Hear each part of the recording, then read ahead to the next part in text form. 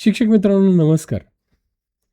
या व्हिडिओमध्ये आपण या आधीचाच टॉपिक पुन्हा रिपीट करत आहोत.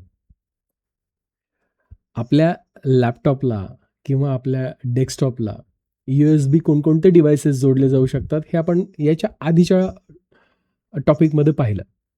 मग नेमका फरक काय?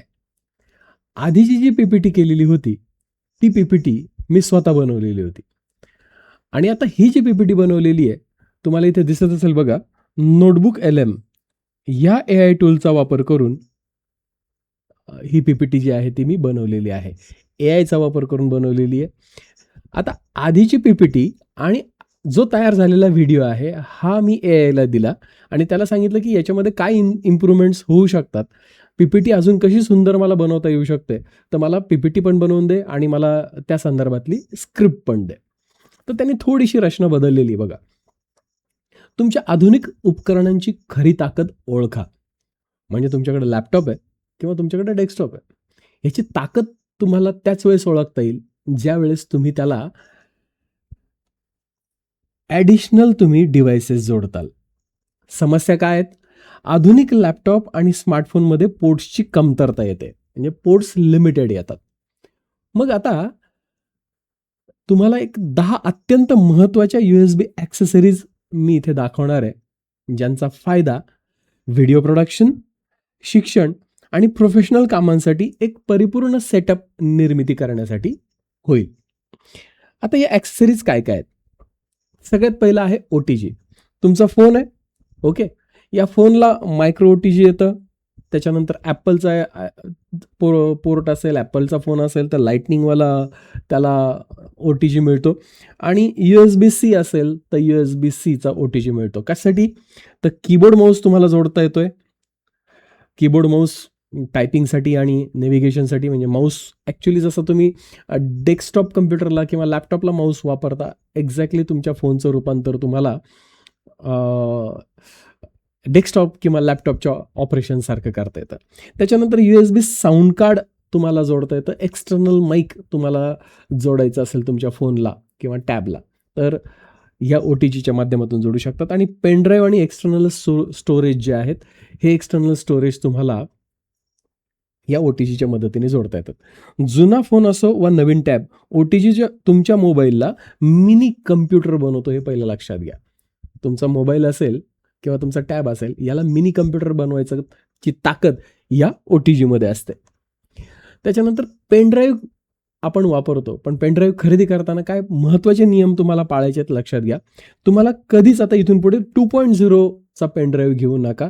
हा खूप संथ गतीने फाईल ट्रान्सफर करतो. आता खरेदी करताना तुम्हाला 3.0 पेनड्राईव्ह पाहूनच खरेदी करायचा आहे, ज्याचा डेटा ट्रान्सफर स्पीड हा जास्त असेल. आता स्मार्ट निवड कशी असेल तुमची? तर ड्युअल फॉर्मॅटचा पेनड्राईव्ह घ्या, ज्याच्यामध्ये एका बाजूला टाईप-C असेल आणि दुसऱ्या बाजूला नॉर्मल USB असेल. म्हणजे पहा इथे इकडे आहे नॉर्मल USB आणि या वरच्या बाजूला आहे टाईप-Cचा पोर्ट. म्हणजे हा जो पेनड्राईव्ह आहे तर ड्युअल फॉर्मॅटमुळे तुम्ही एकच पेनड्राईव्ह थेट मोबाईल आणि टॅबला पण वापरू शकता आणि लॅपटॉपला पण तुम्हाला त्याला वापरता येईल. आता एक्सटर्नल स्टोरेज निवडण्याची योग्य पद्धत काय? सगळ्यात पहिला पेनड्राईव्ह. आपल्या फोनसाठी, आपल्या लॅपटॉपसाठी आपण एक्सटर्नल स्टोरेज निवडतो. आता पेनड्राईव्ह जे आहे ते 3.0च निवडा. वेग जो आहे त्याचा मध्यम मिळेल.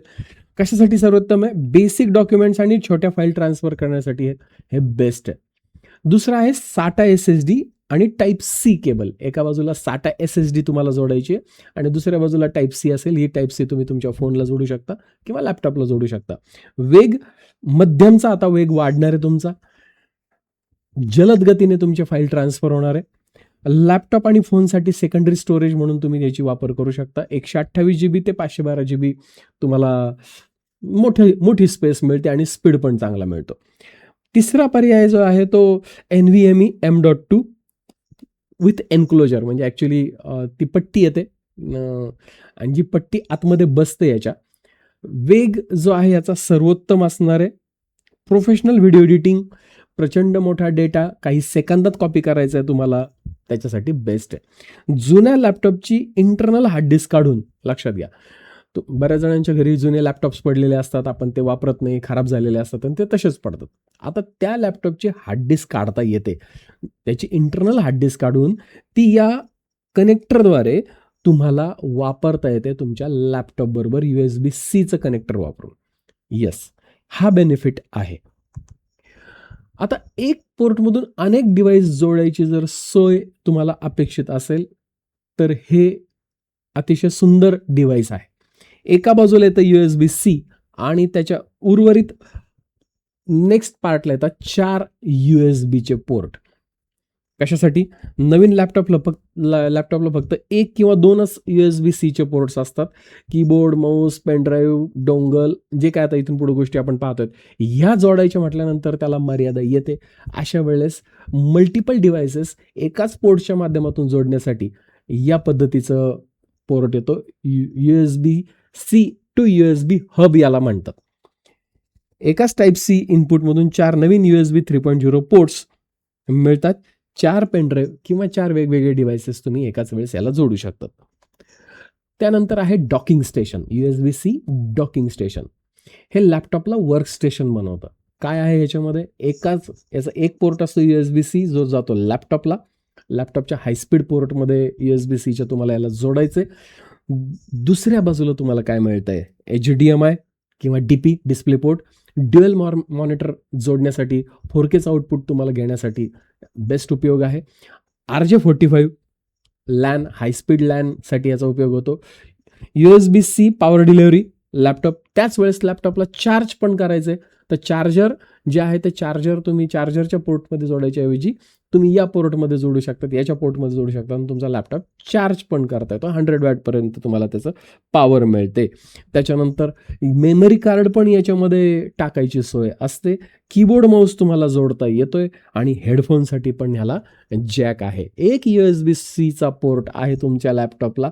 लेटेस्ट घेतलेला लॅपटॉप आहे, USB-Cचा पोर्ट आहे आणि डॉकिंग स्टेशन तुम्ही त्याला लावलं तर डेस्कटॉप सारखा फील येईल आणि एवढे सगळे डिव्हाइसेस तुम्हाला तुमच्या लॅपटॉप बरोबर जोडता येतील. आता हब निवडताल का डॉकिंग स्टेशन निवडताल? योग्य काय निवड आहे? येस, घटक काय आहे? मुख्य पोर्ट, USB हब आणि डॉकिंग स्टेशन. तर मुख्य पोर्ट तर फक्त डेटा USB आहे. हबच्या माध्यमातून डेटा, व्हिडिओ म्हणजेच HDMI, लॅन आणि पॉवर हा ॲक्सेस तुम्हाला मिळतो. इथे फक्त डेटा आहे, म्हणजे इथे फक्त तुम्हाला डेटा मिळतोय. तर इथे तुम्हाला डेटा बरोबरच व्हिडिओ आउटपुट पण मिळतंय, लॅनचं कनेक्शन पण मिळतंय आणि पॉवर सप्लाय पण मिळतोय. किंमत बजेट फ्रेंडली आहे, म्हणजे थोडं स्वस्त आहे. इथे थोडी किंमत तुम्हाला जास्त मोजावी लागेल, थोडी प्रीमियम गुंतवणूक आहे. विविध प्रकार याच्यामध्ये उपलब्ध आहेत. आता याच्यामध्ये तुम्ही ऑनलाईन परचेस करणार असाल तर रिटर्न पॉलिसी तपासून घ्या, जेणेकरून वापरताना पोर्ट्स त्याचे चालत नाही आहेत. घेतलं, तुम्ही चेक केलं सगळेच पोर्ट्स चालत आहेत का, मग त्याच्यात व्हिडिओचा पोर्ट, लॅनचा पोर्ट हे सगळे चालत नाही, एखादा पोर्ट चालत नसेल तर तुम्हाला रिटर्न पण करता येईल. आता बेस्ट यूज केस काय? प्रवासात किंवा साध्या वापरासाठी तुम्हाला USB हब जो आहे, USB हब तुम्हाला बेस्ट रिझल्ट देईल प्रवासात किंवा साध्या वापरासाठी. पण एक तुम्हाला तुमच्या लॅपटॉपबरोबर एक डॉकिंग स्टेशन बनवायचं आहे, तुम्हाला स्वतःचा स्टुडिओ बिल्ड करायचा आहे. तर स्टुडिओ बिल्ड करण्यासाठी तुम्हाला बेस्ट राहील डॉकिंग स्टेशन. डेस्क सेटअप करण्यासाठी आणि प्रोफेशनल कामासाठी तुम्हाला हे बेस्ट आहे. त्याच्यानंतर तुमचा लॅपटॉपचा जर ऑडिओ पोर्ट खराब झालेला असेल, येस, तर त्या ऑडिओ पोर्टला बायपास करता येतं. बऱ्याच वेळा असं होतं की त्याच्यामध्ये काहीतरी अडकतं, त्याच्यामध्ये पिन जात नाही किंवा बऱ्याच वेळा त्याच्यातून माईक काम करत नाही. आपल्याला जोडायचा असतो एक्सटर्नल माईक आणि हा एक्सटर्नल माईक असतो ह्या 3 पोलच्या फॉर्मॅटमध्ये आपला एक्सटर्नल माईक असतो आणि हा एक्सटर्नल माईक आपल्याला लॅपटॉप बरोबर जोडला जात नाही, काहीतरी एरर देतोय. काळजी करू नका. या पद्धतीचं USB साऊंड कार्ड वापरून तुम्ही एक्सटर्नल ऑडिओ जो आहे ॲज अ इनपुट म्हणून तुमच्या लॅपटॉपला देऊ शकणार आहात. USB-C आणि USB पहा, इथे USB-Cचा मध्ये कनेक्टर दिलेलं आहे त्यांनी आणि पुढे रेग्युलर USB 3.0चं कनेक्टर त्यांनी दिलेलं आहे. म्हणजे तुम्हाला ते जर डेस्कटॉप PCला जोडायचं आहे तर डायरेक्ट USB ला जोडू शकतात. नव्या आलेल्या लॅपटॉपला जोडायचं तर USB-Cला पण याला जोडता येते. ह्याला 4 पोल पिन पण जोडता येते. इथे 3 पोलची जी पिन आहे ती पण इथे जोडता येते. येस, याच्यानंतर इंटरनेट कनेक्टिव्हिटी तुमची तुटली आहे, लॅन कार्ड काम करत नाही आहे, वायफाय तुमचं काम करत नाही आहे, तर अशा वेळेस हे डिव्हाइसेस तुम्हाला कामाला येतील. USB-C टू लॅन आणि USB टू लॅन हे आपलं USB 3.0 आहे. ओके, आणि त्याचा पोर्ट पुढे आहे लॅनचा. ह्याच्यात USB-C टू लॅन पण येतं बरं का. USB-C टू लॅन पण एकटं पण कन्व्हर्टर येतं आणि USB-C टू ब्लूटूथ वायफाय पण येतं. किंवा मध्ये तुम्ही OTG वापरून जर USB-C ला जोडायचं असेल तर मध्ये OTG वापरा, नाही तर तुम्ही जो हब आहे हबला तुम्ही याला जोडून वापरू शकतात. लॅपटॉपचा लॅन पोर्ट तुटला आहे किंवा नाहीच आहे, आता बऱ्याचशा नवीन लॅपटॉपमध्ये लॅन पोर्टच येत नाही, अशा वेळेस तुम्ही हा डिव्हाइस USB लॅन कार्ड वापरून तुम्ही तुमच्या लॅपटॉपला लॅनचा परफॉर्मन्स घेऊ शकतात. केबल फॉर्मॅट घ्या जेणेकरून लूज कॉन्टॅक्टचा त्रास होणार नाही. इथे केबलच्या फॉर्मॅटमध्ये घ्या, याच्यामध्ये पिन फॉर्मॅटमध्ये पण येतं, तर केबल फॉर्मॅटमध्ये घ्या जेणेकरून लूज कॉन्टॅक्टचा तुम्हाला त्रास होणार नाही. त्याच्यानंतर डेस्कटॉप PCला वायफाय जोडायचं आहे. डेस्कटॉप PC आणि त्याला वायफायच नाही आहे किंवा लॅपटॉपचं वायफायचं काहीतरी अडचण येते, तर हे USB वायफाय विथ ब्लूटूथ ॲडॉप्टर हे ऑनलाईनला अवेलेबल आहे. कमी बजेट म्हणजे अक्षरशः ₹200 हे डेस्कटॉपला जोडता येतं आणि डेस्कटॉपला वायफाय जोडण्याचा हा अतिशय उत्कृष्ट मार्ग आहे. आता कॅमेराचं जे आउटपुट आहे ते लॅपटॉपला देण्यासाठी ॲज अ कॅप्चरिंगसाठी, म्हणजे आता इथे जो मी कॅमेरा वापरतोय हा प्रोफेशनल कॅमेरा आहे, PTZ कॅमेरा आहे, त्याला डायरेक्ट USB आउटपुट येतं. पण तुम्ही म्हणताल की आमच्याकडे जर DSLR कॅमेरा असेल किंवा मिररलेस नवीन घेतलेला कॅमेरा आहे किंवा कॅमकॉर्डर आहे, आता ह्या कॅमेऱ्याचं कनेक्शनसुद्धा आपल्याला ऑनलाईन सेशनसाठी, व्हिडिओ रेकॉर्डिंगसाठी PCला लॅपटॉपला करता येतं. वेब कॅमेराच वापरला पाहिजे असं काही नाही, बाहेरच्या सेपरेट कॅमेऱ्याचं इनपुटसुद्धा आपल्या लॅपटॉपला PCला देता येतं. मग ते कसं देणार? तर हा जो कॅमेरा आहे या कॅमेऱ्याचं तुम्हाला HDMI केबलबद्दल मी बोललो होतो याच्या आधीच्या व्हिडिओमध्ये. मायक्रो किंवा मिनी HDMI असेल त्याला, ती केबल जी आहे पुढे कॅप्चर कार्डला जोडायची. आता हा कॅप्चर कार्ड उलटा आहे, HDMI टू USB हे लक्षात घ्या. HDMI ह्याला इनपुट आहे, व्हिडिओ त्याचं इनपुट आहे आणि USB त्याचं आउटपुट आहे, जे जाणार आहे तुमच्या लॅपटॉपला किंवा डेस्कटॉपला. येस, हे पुढे जाणार आहे लॅपटॉप किंवा डेस्कटॉपला. आता याचा कनेक्शन केल्यानंतर हा व्हिडिओ तुम्हाला कुठे दिसेल? डायरेक्ट झूममध्ये हा कॅमेराचा आउटपुट दिसेल. गुगल मीटला तुम्हाला हे कॅमेरा सेट करता येईल किंवा OBS सारख्या सॉफ्टवेअरमध्ये सुद्धा व्हिडिओ रेकॉर्डिंगसाठी तुम्हाला हा कॅमेरा इम्पोर्ट करता येईल. HDMI to USB capture card याचं नाव आहे. कॅमेरा किंवा इतर व्हिडिओ सोर्सेसला लॅपटॉप बरोबर जोडण्यासाठी. इतर व्हिडिओ सोर्सेस म्हणजे कोणते? तुमच्याकडे DTH आहे. ओके, DTHचं कनेक्शन तुम्हाला तुमच्या कम्प्युटर बरोबर जोडायचं आणि कम्प्युटरमध्ये त्याचा व्हिडिओ इनपुट करायचा रेकॉर्डिंगसाठी 100% करू शकतात. हे कॅप्चर कार्ड येतं. CCTV आहे आणि CCTVचं इनपुट तुम्हाला घ्यायचं आणि OBSच्या माध्यमातून त्याला लाईव्ह स्ट्रीम करायचं आहे. CCTVचा कॅमेरासुद्धा OBSमध्ये घेऊन लाईव्ह स्ट्रीम करता येतो. त्याच्यासाठी एवढं सिम्पल डिव्हाइस आपल्याकडं असणं गरजेचं आहे. CCTVचा जो DVR असतो त्याचा आउटपुट ह्या HDMIमध्ये द्यायचं आहे. इथे HDMIमध्ये द्यायचं आणि HDMIचा त्याचं जे आउटपुट आहे USB फॉर्मॅटमध्ये ते कम्प्युटरमध्ये द्यायचं. येस, जोडून तुम्हाला लाईव्ह स्ट्रीमिंगला किंवा रेकॉर्डिंग करण्यासाठी अतिशय महत्त्वाचं हे डिव्हाइस आहे. त्याच्यानंतर आहे PowerPointचा प्रेझेंटर. येस, भरपूर वेगवेगळ्या मॉडेलमध्ये येतो. काही लांबट येतात, काही थोडे जाड येतात. वेगवेगळ्या ब्रँड्स याच्यामध्ये आहे. Amazonच्या स्वतःच्या ब्रँडचे पण अवेलेबल आहेत, Logitechचे आहेत किंवा इतर वेगवेगळे चायनीज ब्रँडसुद्धा याच्यात अवेलेबल आहेत. तर याच्यामध्ये त्याला खालच्या बाजूने आता हे जे मॉडेल आता तुम्हाला PowerPointमध्ये दिसतंय, तर या मॉडेल या पद्धतीने आहे. नेक्स्ट स्लाईडवर जाण्यासाठी उजव्या बाजूचं बटन असतं, मागच्या स्लाईडवर जाण्यासाठी डाव्या बाजूचं बटन असतं. मधलं बटन हे डिपेंड कसं कॉन्फिगर केलेलं आहे. त्याचबरोबर खालच्या बाजूला जिथं पेन्सिल सेल बसतात आतमध्ये, त्याच्याचमध्ये त्याचा डोंगल असतो, जो डोंगल तुम्हाला तुमच्या लॅपटॉपला जोडायचा असतो. लॅपटॉप किंवा इंटरॅक्टिव्ह पॅनलला रिमोटली स्लाईड बदलण्यासाठी बाजूला उभं राहून त्यावर क्लिक न करता, हात न लावता, कीबोर्डला हात न लावता, माऊसला हात न लावता तुमचा PowerPointचं प्रेझेंटेशन पुढे नेण्यासाठी ह्या प्रोफेशनल प्रेझेंटेशनसाठी हा रिमोट कंट्रोल वापरला जातो. आता AIने बनवलेली आहे. इथे बघा चूक दिसते बघा, प्रेझेंटेशन शब्द त्यांनी कसा चुकून ठेवलेला आहे. होतं, आपल्याला ह्या सगळ्या गोष्टी पाहायच्या आहेत.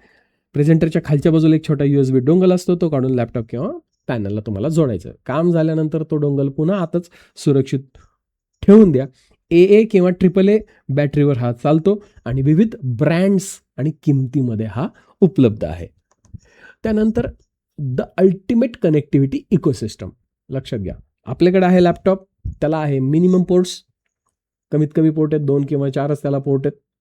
त्याला जोडा डॉकिंग स्टेशन, आणि आता डॉकिंग स्टेशन जोडल्यानंतर त्याला काय काय जोडता येतंय? हाय स्पीड NVMe SSD त्याला जोडता येते, USB लॅन कार्ड त्याला जोडता येते, USB साऊंड कार्ड त्याला जोडता येते, USB कॅप्चर कार्ड त्याला जोडता येते, PPT प्रेझेंटर त्याला जोडता येतोय, ॲडिशनल कीबोर्ड माऊस पण या ठिकाणी जोडता येतोय. म्हणजे एकच पोर्ट आहे आपला USB-C चा. ओके, त्याच्या मर्यादेतून आपल्याला आता बाहेर पडायचंय आणि एक संपूर्ण स्टुडिओ सिस्टम USB ॲक्सेसरीजवरती आपल्याला उभी करता येऊ शकते, जर तुमच्याकडे प्रॉपर डॉकिंग स्टेशन असेल तर, जे आपल्याला आपल्या लॅपटॉप बरोबर जोडता येतं. फ्रेंड्स, हा व्हिडिओ तोच होता जो याच्या आधीच्या ज्या व्हिडिओमध्ये जे सांगितलं तेच या व्हिडिओमध्ये मला सांगायचं होतं. वेगळं असं काहीच नव्हतं. फक्त फरक कशात झाला, आता जी PPT बनवलेली आहे ही AIने बनवलेली. काही चुका याच्यामध्ये जाणवत आहेत, म्हणजे शब्दांच्या. आता पहा, कनेक्टिव्हिटी झालं बघा, इथे जोडला गेला. कनेक्टिव्हिटी हा शब्द तिथे पाहिजे होता. तर असे मराठीच्या शब्दांमध्ये हा चुका करू शकतो, इंग्लिशमध्ये नाही चुका होत, किंवा काही गोष्टींच्या कन्सेप्टमध्ये सुद्धा याच्यातून चुका होऊ शकतात. रेडीमेड PPT त्यांनी तयार केली, मला काही सेपरेट काहीच नाही, मी फक्त डाउनलोड केली आणि तुमच्यासमोर शो केली. पण याला इनपुट काय दिले? इनपुट दिलं, माझा जो व्हिडिओ तयार झालेला होता तो मी यूट्यूबला अपलोड केला आणि यूट्यूबला त्याची लिंक दिली, आणि त्याचबरोबर मी त्याला दिली माझी आधी केलेली PPT PDF फॉर्मॅटमध्ये त्याला इनपुट दिलं. कोणाला? नोटबुक LMला. आणि त्याला सांगितलं की ही माझी PPT आहे, ही मी त्याच्यावर व्हिडिओ असा असा तयार केलेला आहे. मला काय कर, माझ्या PPTमध्ये एक जागा मोकळी सोड. मी एस्केप करतो आता याला, डिस्कार्ड. बघा, PPTची जी स्लाइड दिसते तुम्हाला इथे, PPTची स्लाइड, ह्या PPTच्या स्लाइडमध्ये त्यांनी काय केलं, एका बाजूला जागा मोकळी सोडली. मी त्याला तसं इन्स्ट्रक्शन दिले होते की मला अशी PPT तयार करून घे की त्याच्या डाव्या बाजूला मला मोकळी जागा सोड, कारण मला तिथं स्वतःला दिसायचंय. माझे जे कंटेंट आहेत ते उजव्याच बाजूला सेट कर, आणि ही रेफरन्सची PPT घे. आता आधीची PPT तुम्हाला दाखवतो. आता शेवटी मॅन्युअली केलेली आहे, राईट, हाताने केली, त्याच्यामुळे ह्याच्यामध्ये मी नेटवरून जसे इमेजेस मिळाले तसे मी इमेजेस ह्याच्यामध्ये पुढे पुढे सरकवलेले आहेत. येस, आता त्यांनी याच इमेजेसचा रेफरन्स घेतलेला आहे. पहा, याच इमेजेस त्यांनी वापरल्या आणि त्याचं बॅकग्राऊंड बदलून, त्याचे टायटल्स लावून, त्याला परत मराठीमध्ये सबटायटल जोडून, आणि मी जे जे वाक्य माझ्या व्हिडिओमध्ये बोललेलो होतो ॲक्च्युली तेच वाक्य आता जे याच्या आधीच्या व्हिडिओमध्ये बोललेलेच वाक्य त्यांनी तसेच्या तसे उचलले आणि ते PPTमध्ये जिथे जिथे गरज आहे त्या ठिकाणी त्यांनी ते वाक्य टाकले, जेणेकरून मी प्रेझेंटेशन करत असताना मला त्या वाक्य रिपीट करता येतील किंवा त्या गोष्टींना मला अधोरेखित करता येईल. लक्षात घ्या, व्हिडिओ बनवण्यासाठी तुमच्याकडे जर स्क्रिप्ट असेल आणि बस स्क्रिप्ट असेल तर तुमची पहिली PPT बनू शकते, किंवा तुम्ही एक रेफरन्स PPT बनवली, स्लाईड 1वर काय पाहिजे, स्लाईड 2वर काय पाहिजे, स्लाईड 3वर काय पाहिजे, आणि ह्या 2 गोष्टी जर तुम्ही AIला दिल्या तर AI अतिशय सुंदर तुम्हाला PPT बनवून देऊ शकतो. मग आता प्रश्न उरतो की ही जी PPT आहे याचं बॅकग्राऊंड लाईट कलरचं आहे. येस, ही आधीची PPT जी तुम्हाला दिसते बघा इथे, ही स्लाईड, ही स्लाईड, ही स्लाईड, ही स्लाईड. ह्याच्यामध्ये ॲक्च्युली हे जे लॅन कार्ड आणि हे ब्लूटूथ इमेजेस त्याच घेतल्या त्याने, फक्त त्याचं बॅकग्राऊंड वगैरे चेंज केलं त्याने, ट्रान्सपरंट बनवलं त्याने छानपैकी ते. तर इमेजेस त्याच, पण त्यांनी काय केलं बघा, इथं माझ्या 2 वेगवेगळ्या स्लाईड होत्या. आता काम दोघांचं एकच आहे, नेट चालवणं, म्हणून त्यांनी काय केलं, त्याचा रेफरन्स घेऊन त्यांनी एकच स्लाईड बनवली याची. म्हणजे तो एवढा इंटेलिजंट आहे की कोणत्या स्लाईडचे तुकडे करणं गरजेचं आहे, कोणत्या स्लाईड ह्या एकत्र करणं गरजेचं आहे. AI आपल्याला या बाबतीत खूप मदत करतो. तर फ्रेंड्स, हार्डवेअरबद्दल आपण या व्हिडिओमध्ये, म्हणजे आत्तापर्यंतच्या व्हिडिओमध्ये हार्डवेअरबद्दल जाणून घेतलं. इथून पुढच्या व्हिडिओमध्ये आता आपण प्रत्यक्षात सॉफ्टवेअरला सुरुवात करणार आहोत. त्याच्यामध्ये प्रत्यक्ष टीचिंग करण्यासाठी आपल्याकडे आता कोणते स्किल्स गरजेचे आहेत, हार्डवेअर जोडणी आणि हार्डवेअर एकदा तुमच्या परफेक्ट लक्षात आलं, की त्यानंतर आता सॉफ्टवेअर्स ऑपरेशन्स जे आहेत, हे तुम्हाला एकदा परफेक्ट जमले, तर 100% अतिशय उत्कृष्ट पद्धतीने तुम्ही क्लासरूममध्ये पण टीच करू शकतात. त्याचबरोबर तुम्ही व्हिडिओ प्रोडक्शन करायचे, तुमच्या कंटेंट स्टुडिओ आहे, यासाठी सुद्धा तुम्हाला बेस्ट रिझल्ट्स मिळतील. धन्यवाद.